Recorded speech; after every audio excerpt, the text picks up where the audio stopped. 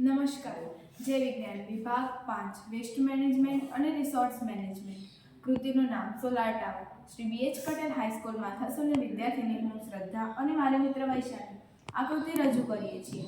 આ કોન્સેપ્ટ તદ્દન નવો જ છે અને તેની અમે પૂરી જાણકારી આપીએ છીએ. સોલાર ટાવર એટલે સૂર્યની ગરમીમાંથી વીજળી મેળવવાનો પ્રોજેક્ટ. આ પ્રોજેક્ટ વેસ્ટ વસ્તુઓ, કાચના ટુકડા, રમકડાના પંખા, જૂની મોટરો, પ્લાસ્ટિકની પાઇપો, લાકડાની પટ્ટીઓ અને રંગીન કાગળનો ઉપયોગ કરીને બનાવવામાં આવેલ છે. આજે મોટે ભાગે જોઈએ તો વીજળી આપણને થર્મલ પાવર સ્ટેશનોમાંથી મળે છે અને આ પાવર સ્ટેશનો બળતણ તરીકે કોલસો વપરાય છે અને તેના દહનથી કાર્બન ડાયોક્સાઇડ વાયુ વાતાવરણમાં પ્રસરે છે. આમ બળતણ સતત વાપરવાથી બળતણનું કાર્બન ઉકાળ પડશે અને કાર્બન ડાયોક્સાઇડ વાયુથી વાતાવરણ પ્રદૂષિત થાય છે તેમજ વાતાવરણ તાપમાન ઊંચું જાય છે.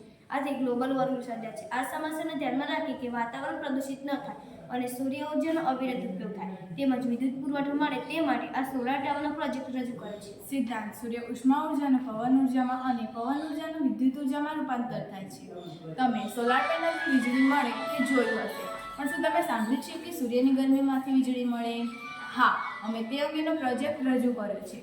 આ ટાવર રણ પ્રદેશ જેવા સૂકા પ્રદેશમાં ઊભું કરવામાં આવે છે. આ ટાવરનો ચંદરો કાચ કે પ્લાસ્ટિકનો બનેલો હોય છે અને તે કેટલાય કિલોમીટર સુધી વર્તુળાકારે વિસ્તરેલો હોય છે અને આ ટાવરને ફરતે પરાવર્તકો રાખેલા છે. સૂર્યની સૌર ઉર્જા એટલે કે ગરમી કાચ કે પ્લાસ્ટિકના ચંદરવાને ભેદી જમીન સુધી પહોંચે છે. આ ગરમીના કારણે જમીન વધુ તપવા માંડે છે, પરંતુ ગરમીના અઢળક પ્રકારના અદ્રશ્ય કિરણો તેની વધુ તરંગ લંબાઈને લીધે આ પારદર્શક પટલને ભેદી શકતી નથી.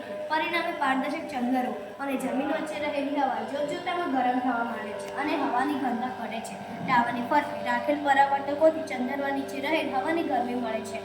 આ ટાવરનો પાયા તરફ પતરતો ભાગ સપાટ કે સમતલ નથી, તે વક્રકારે મંડાયેલો છે અને આકાર એક વિશાળ ગરણી જેવું બને છે. ઊંચે ચડવા માંગતી ગરમ હવાની વધુ મોકળાશ આ ગરણી આકારના કેન્દ્ર સ્થાને મળે છે.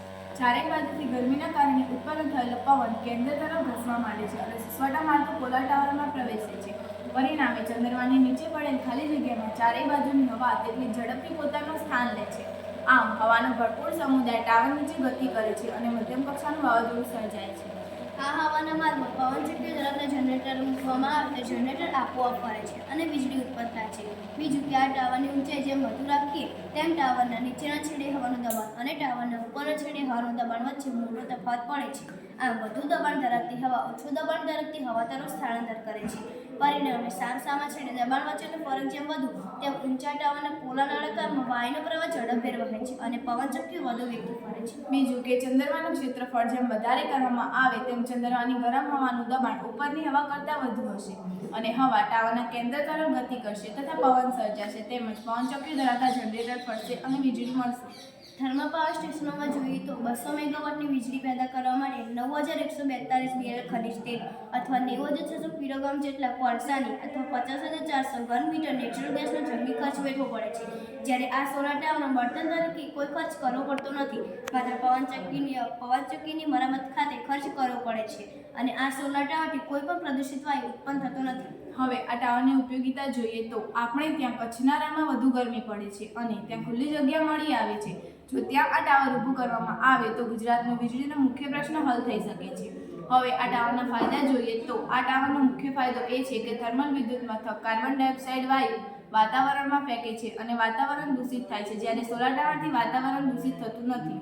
આ ટાવરનો બીજો ફાયદો એ છે કે થર્મલ વિદ્યુત મથકોમાં બળતણ તરીકે કોલસો, ખનિજ તેલ કે કુદરતી વાયુ વપરાય છે, જ્યારે સોલાર ટાવરની સાપેક્ષમાં ઘણો ઓછો ખર્ચ થાય છે. હવે સાધન સામગ્રી તથા ખર્ચ જોઈએ તો જનરેટર તરીકે જૂની મોટરનો ઉપયોગ કરે છે તથા રમકડાના પંખા બેસાડેલા છે. તેના પર ચંદરો બનાવવા માટે વેસ્ટેજ કાચમાંથી તકતીઓ બનાવી બેસાડેલી છે અને ટાવર માટે PVC પાઇપનો ઉપયોગ કરે છે તથા તેના પર ગરણી જેવો ભાગ બનાવવા માટે પ્લાસ્ટિકની બરણીનો ઉપયોગ કરે છે. આ ટાવર બનાવવા માટે કુલ ખર્ચ 700 રૂપિયા થયેલ છે અને સંદર્ભ માટે અમારો સ્વવિચાર અને ઇન્ટરનેટનો ઉપયોગ કરેલ છે. આપણે ત્યાં કચ્છના રણમાં વધુ ગરમી પડે છે અને આપણા દેશમાં ઘણા બધા રણ વિસ્તારો છે અને આપણને સૂર્યની ગરમી અવિરત મળી રહે છે. તો તેનો ઉપયોગ કરી આપણે જો સોલાર ટાવર ઊભું કરે તો આપણે ગુજરાતનો મુખ્ય પ્રશ્ન હલ થઈ શકે છે, વીજળી.